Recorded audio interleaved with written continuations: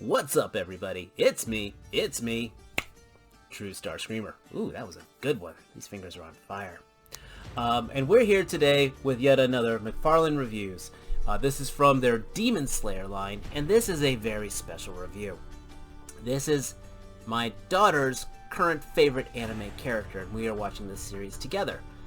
So technically this is her figure, so she's letting Dad borrow it for him to make sure it's safe. Now, due to YouTube algorithms, rules and all, I'm not allowed to have, show a little kid on this thing. Technically, I probably couldn't even have her voice. So YouTube, officially, if you hear a child's voice, it's actually a recording of her correcting me mispronouncing things, because she might be a little, particular about this show. So she wants to make sure I say things right. But, here we go, we've got the box here, we've got Nezuko Kamado. Nezuko Kamado here, see? This is part of the first wave, which also has her brother, Tanjiro, and this other guy named, Zenitsu. Yes, they're part of the... Zenitsu, they're part of the first wave. Man, that is some good editing I have there. But, the box itself is very meh.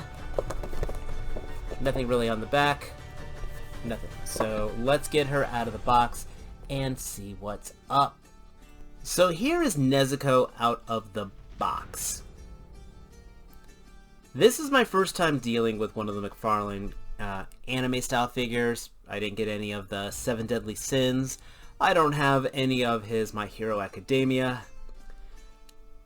This is what I got from my daughter, as we've mentioned before, and I think it's definitely one that I will be giving to her. There is no, okay, Dad needs this for his collection. So, I think I mentioned before how the last figure I had was everything, like the Catwoman. Hopefully I'll put a tag out here somewhere. But the Catwoman was the perfect McFarlane figure in some ways. Yeah, this is everything that kind of bugs me about McFarlane. The sculpt is great.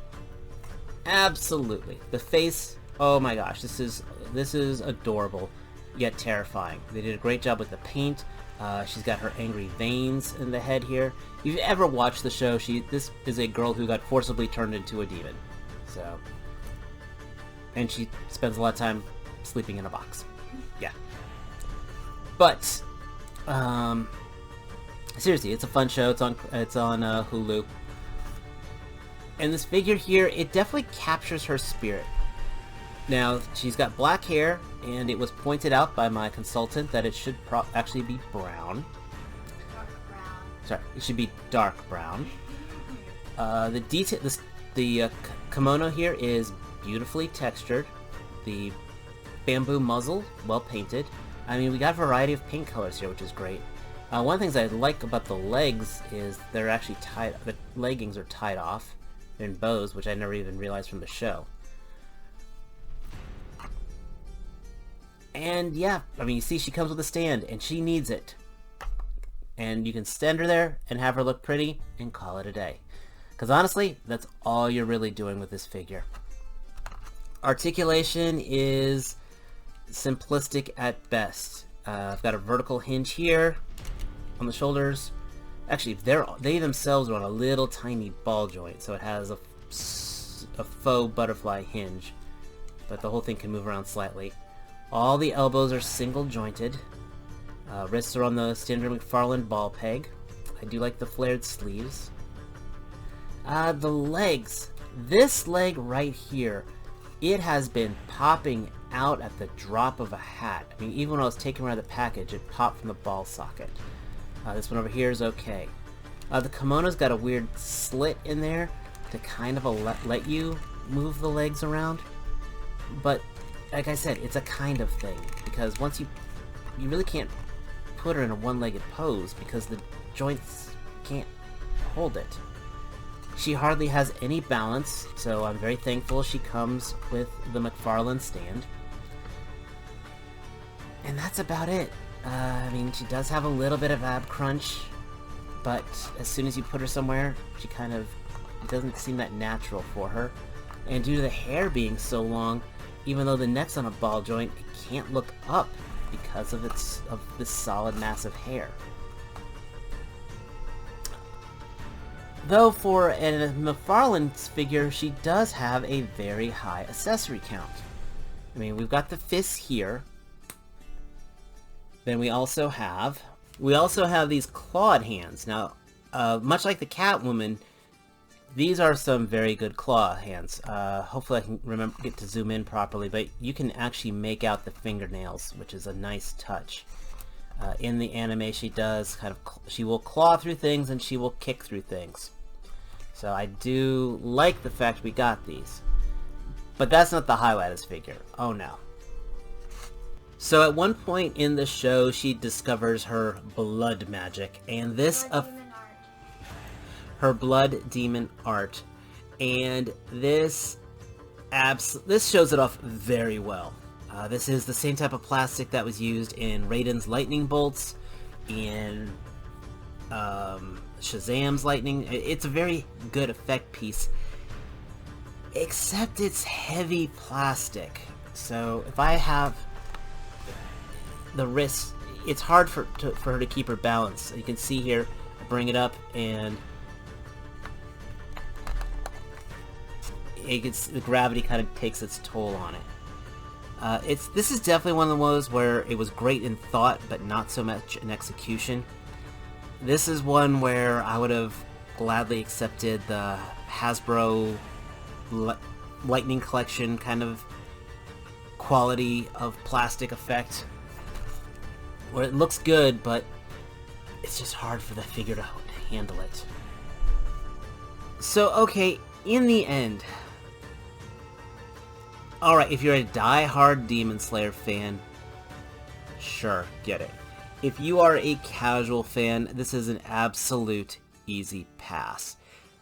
The quality control is not good. That leg back there popped off on me 3 times just trying to get it into this pose. She does not allow a lot for heavy posing.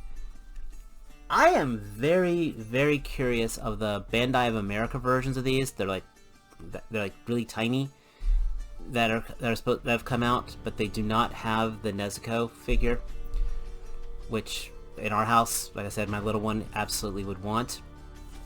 So I am actually re-recording my final thoughts because I was taking the photos on this figure, and my first recording I said I don't recommend it. My new ending is I recommend avoiding this figure at all cost. This figure has been causing me an incredible amount of frustration.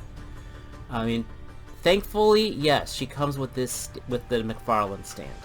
If she did not have the stand, she could not stand at all. These fire effects here. This is actually, gotta admit, pretty cool posing. The Blood Demon artifacts, as I was just corrected.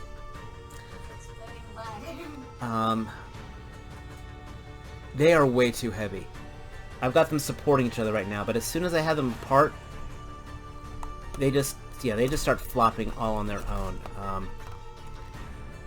It is incredibly frustrating. The leg here, this leg here, has popped off a number of times. I can sit here, move it forward, and now it's being okay, but every time I tried to twist it or whatever, it just came out. At one point, the entire lower torso popped out, and the ball socket it was in is actually the plastic was already stressed. So, again, if you are a completionist, go for it. If you are a casual collector, just walk on by, leave it on the shelf. So, if you already got this figure, tell me if I'm wrong. Again, leave me a comment. Hit that like button if you find this one amusing, but this is probably... Yeah, it's funny, I had Falcon as my worst G.I. Joe figure this week. This is probably my worst McFarlane purchase. Yes, this is worse than Catwoman, the Arkham City Catwoman. But this isn't mine. This is now going to be going to my daughter. Up for her, what she can do with it as she wills. I don't mind anymore. But again, for $25, I do not recommend. Until next time, as always, take care. Peace.